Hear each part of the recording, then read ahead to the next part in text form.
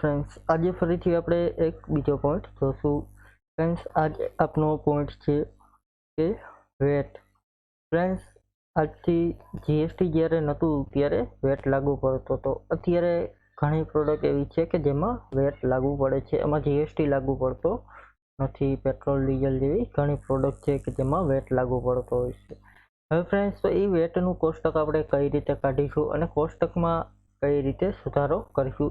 હવે friends, GST છે તો જીએસટી એ બધી જગ્યાએ એક સમાન જીએસટીનો જેટલા ટકાવારી હોય, જેટલો ચાર્જ હોય, જેટલી ટેક્સેશન અમાઉન્ટ હોય જીએસટીની, એ ફ્રેન્ડ્સ દરેક પ્રોડક્ટ ઉપર સેમ લાગતી હોય છે.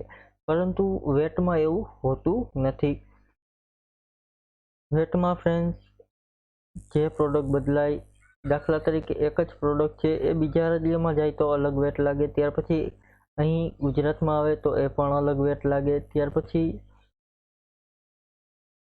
મોસ્ટ ઓફ ફ્રેન્ડ્સ વેટમાં 2-3 પ્રકારના વેટ આવતા હોય છે. એનો ચાર્ટ ક્યાંથી કાઢવો તો અહીં માસ્ટરમાં જોશો ફ્રેન્ડ્સ તો તમને વેટ દેખાડશે. એની માટે સૌપ્રથમ તમારે સેટઅપમાં સેટિંગ કરવું પડશે. અહીં છે વેટ, એમાં છે tax master.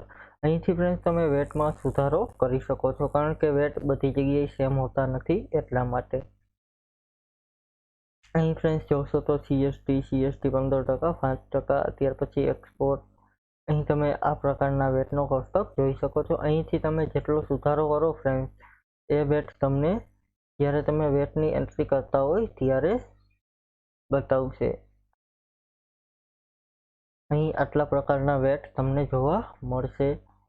Thank you friends. આજે અહીં વેટનો પોઈન્ટ પૂરો કરીએ. કાલે ફરીથી એક નવો પોઈન્ટ જોશું. Thank you.